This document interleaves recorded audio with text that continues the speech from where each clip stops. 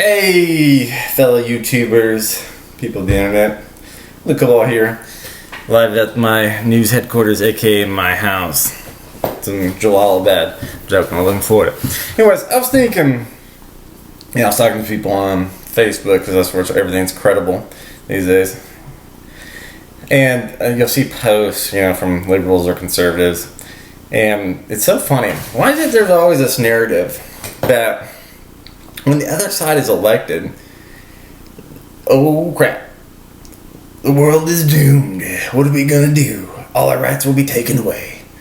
It's kind of funny. So, like, when Obama was elected president, the conservatives would be like, hey, all our First Amendment rights, freedom of speech, our guns are gonna be taken away, and our religious freedoms will be banished. And then you got the flip side of this. Trump got elected, and now it's like, oh crap. Liberals are like, look, our sexual freedom, our right to choose abortion, and equal pay for women, and equal rights for women will be taken away due to his appointees, and all his, unqualified people that he is himself, and the people he's appointed, and, all of his cabinet members. And you're just like, okay. Really? I mean, if you look at it, come on. 2008, Obama gets elected, and conservatives were saying this. Now it's 2016, almost 2017, and that's what liberals are saying. And it's just kind of dumb. I mean, when you look at it, the other side's going to pass a few things, going to piss you off, and you're going to, oh my gosh, Affordable Care Act. That was a joke right there, Affordable Care Act. But anyways, that pissed a lot of people off. Me too, I guess. And then, he passed, like, how that we're weaker response military, like, we draw this line in the sand, like, hey, Rush, don't you cross this, don't you do this, because if you do, we will be pissed off at you, and we're going to send you, like, this letter, you better take it serious. And you're like, okay. And then the conservatives were like, yeah, see, and all the SARS that he was passing, making all these SARS of this, and that, and you're just like, that's crazy, how could he, the end of the world is here, because of Obama. And now you got Trump, and the liberals are just throwing us back at you, saying, how are we going to keep rights for LGBT? How are we going to keep the rights of abortion? How are we going to keep the rights for equal pay and women's rights? I mean, if you look at it, it's funny, because when I talk to people online, whether it be liberals or conservatives, and we'll have like a little discussion, and then they'll say something. They'll be like, women don't get paid equally to men. And you're like, okay. And I'll just Google it, like, equal pay for women, do men make more money? And then I get like 6 articles, and then I'll read 6 articles, and like one will say, hey, women don't get paid as much. And I'm like, whoa, yes, they're right. Shit, I'm an idiot. How could I be thinking this the whole time? And I'll look into it, and then it says, women actually make more than men before they get married, before they decide to have kids, and then they decide to have a job that have less time. That way they can spend more time with their kids. But if they didn't have kids and they stayed in their career path, they made more than men. And it was like, okay, so women make more. And then I'll just post that little article right there in the thing. I was like, well then, read this article. And then like, oh, who cares?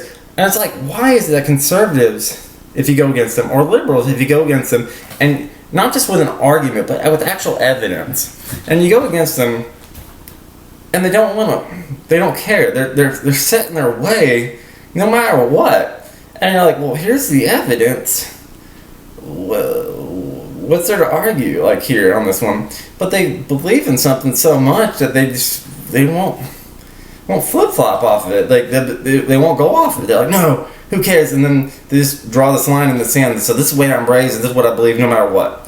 And it's kind of dumb. Like, why is this? Like, why can't we think? Like, I like to think of myself as a libertarian. Well, there's some things about the Libertarian Party that I don't agree with. Like, I'm not big on globalization, and they like to say globalization really is just a free market society where you can bring goods across country without tariffs or without regulation. They say that if goods don't move across borders, armies will.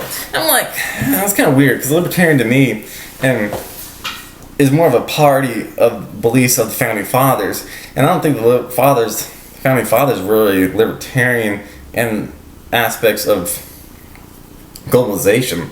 But anyways, it's like, what do you guys think? Like, why can't we be flexible in what we see and what we think and believe in? So it's like, if I believe in a certain thing, like, let's say about abortion, like me, I'm against abortion in a lot of ways, but then I'm for abortion in certain aspects, like, in this, like if you get raped, you don't have a kid, I think that's your right. Let's say that if you have this birth, it has a high likelihood of killing the mother. I think it's up to the mother to be able to make that choice. That's what I really believe. Now, is that right or wrong? No, I wouldn't say it's right or wrong. That's what I really believe. So when, I talk to Republicans, or really conservatives, and they say, no, you shouldn't have that right no matter what. And when you draw these lines in the sand, and you say, well, what about something that's so close to that line? That's right on that line. Then, like, why do you have that same stance against it? Just as hard as if it was way across from the line. Like marijuana. I'm not for marijuana. I don't smoke marijuana. I don't partake in marijuana or nothing. But I know people that are. And people that like it. Stuff like that. So I look into it and I say, alright. Well, it's marijuana. You have two sides of it. Either it's a gateway drug, it's the leader, this, and that. It leads into meth and all that stuff. Or it's, hey, it's a recreational drug. It has medical uses. Stuff like that, painkiller. So you have that, and it's like, why can't you be one of? You have to be one or the other. Like me, I say, well, I think it should be legal because if it doesn't impede on my freedom, I think you should have the freedom. Because freedoms end when it impedes on somebody else's freedom. It's like this. I have a piece of land. Let's say I have 100 acres. I'm hunting on my 100 acres, and then I say, I'm at the end of my 100 acres. I'm at the very edge of it. I'm still on my land. I'm like 10 feet in my land. I got 30 out of 6 right here. I see a deer, and he's on the last foot of my land. Should I be able to shoot at? I mean, it's on my land. I'm on my land. That deer's on my land. You can't shoot at. Why? Because there's a house on the other side of that land on somebody else's land. So if my bullet misses, it's going to affect that house. It's going to affect somebody else's safety. Ergo, their freedom they should have that safety to be able to say, so I can't take that shot. So my freedom ends where it affects somebody else's freedom. So it's like protesting. I don't care if you protest, whatever. I'm not really for it. I don't really care. I think that if you have a disagreement with something, you should, one, talk about it with somebody from the opposite side, voice your concerns, and they voice their concerns, and you find a middle ground where you can't. Why is it we always have to win everything? It's like we don't win something unless we win everything. And then, but we're always talking about why can't politicians find common ground, get things done, take the middle of the aisle approach? But why do we always want our politicians to be like that and they're not? But yet, ourselves, we never want to be like that. We have to be, it's all our way or no way.